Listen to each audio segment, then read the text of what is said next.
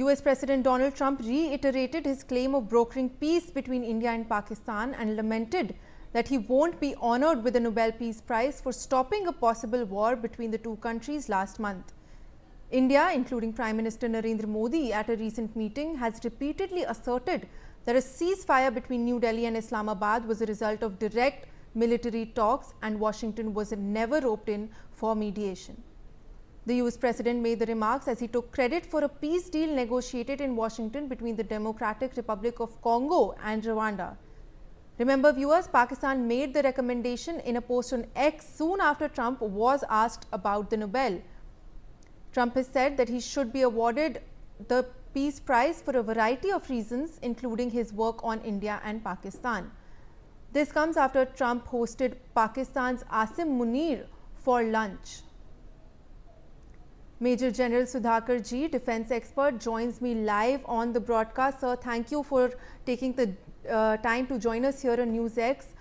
With Pakistan now officially endorsing Trump for a Nobel Peace Prize, even as India continues to assert that all talks were bilateral in nature, how are you viewing this latest attempt at, frankly, bootlicking by Pakistan? Thank you, Malvika. Good morning for taking me to your show. I feel very deeply anguished. Where are we heading in 21st century? Is there any semblance of rules-based order in this world? Why should the basic manner of the principle is that if a person is genuinely working for peace and harmony in the world order, whether it is India, Pakistan, or Iran, Israel, or Russia, Ukraine, does he have to actually make noise for an award or recognition? Then he doesn't deserve. Any person who is a genuine person who works for some glorious milestones in the world order, for something which is bona fide, he doesn't actually claim or demand. The silence itself is a big recognition, whether people they acknowledge or not. So that apart, now coming to the specifics, this is part of the information warfare that we have been talking quite often in your channel, other channels also. And fastest finger first, whoever actually puts the finger actually wins the battle. This is so not that the Nobel Committee is going to take cognizance of this. Nobel Committee, if I know the process, I was in US couple of days back. Also, I have been in Norway and been to these offices. They function, they have a separate committee. They have a different parameter of shortlisting people. Well, question may be asked, how did Barack Obama get the Nobel Peace Prize? Well, I don't have an answer. So these are the dynamics, invisible component of the world order. Neither you can respond nor I can respond. But definitely, I am very convinced that Donald Trump did not have a role to bring in ceasefire between India and Pakistan. He had no role. The same man was talking 2 days prior to the day of ceasefire, or 2.5 days prior, that it is India and Pakistan business. You sort it out. We have nothing to do. His vice president came to India. He also spoke in the same language, J.D. Vance. And as soon as he was there on his homeland soil, he was speaking in a different language. He called up Narendra Modi, our honorable prime minister, told him that Pakistan is going to retaliate with a massive attack.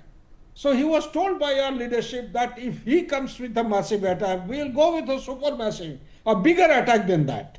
So there is, so if at all, you see, you have to understand, when you talk about ceasefire, the ball was always in the court of Pakistan to escalate. We said that you have reached a point of escalation. You have killed 26 plus 1, 27 people or 28 of our people, unarmed civilians at a tourist spot. You have actually set escalatory matrix active. And it is for us to actually retribute. We have retributed. We told them that we are coming. We'll attack the terrorist camps and the logistics and the camps infrastructure. And after having attacked, they were told that we have finished our retribution. We do not intend to actually escalate further. Now it is up to you. Their DGMO calls up and says, sorry, you may have done your retribution, but we jawab iski muh tod eat ka jawab patthar se denge, or words to that effect. You come back and you start targeting our military installations. We never targeted their military installation, nor the civilian population. Pakistan only started off.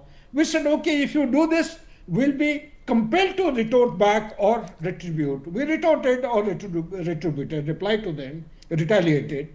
And it went on until Pirana Hills started spewing smoke. They were on the knees. It is the DGMO of Pakistan who came to our DGMO in the morning, and later in the evening, same day, on 10th of May, the ceasefire was established between two countries. Donald Trump had nothing to do in this. He is unnecessarily eroding his credibility as a president of a superpower. I don't think people at that level, rather than becoming a statesman kind of a personality, should indulge in such kind of a backdoor conversation or a spurious kind of information warfare to seek recognition, that to a Nobel. Where is the nobility of this Nobel Peace Prize? This is the question which I would ask the Pakistanis. In any case, they have no cerebral space. They have no rationale. It is not a country nor a nation state. I don't know why should so much of weightage be given to them. So therefore, to sum up what I have said is, well, there is very little that can be done. If it has gone out this way, in this form, on the X or the Twitter platform, a response, call it rebuttal, or call it a protest, or clarification, call it any name.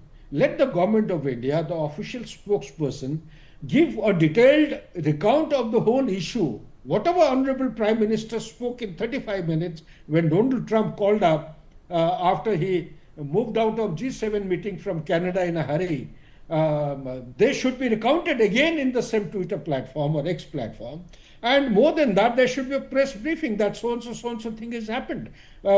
Before it gains momentum and taken note of by the Nobel Committee, they're the ones who have some parameters. They have a calculation sheet. If those parameters are fulfilled, only then the people get shortlisted for this. In any case, we are not reaching anywhere close to the nuclear threshold.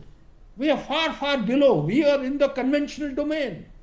They were in the non-conventional domain. We are striking the targets of the terrorists, non-state actors. So therefore, to push the agenda beyond a particular point makes it very laughable and ridiculous. I don't think we should spend too much of time, except for certain actions to be taken by the government officials in hierarchy if they deem it appropriate.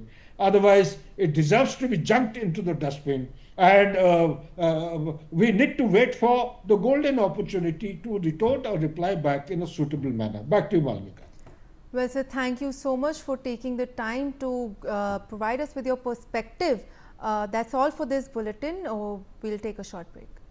For more such videos, subscribe to the Newsx YouTube channel, hit the bell icon.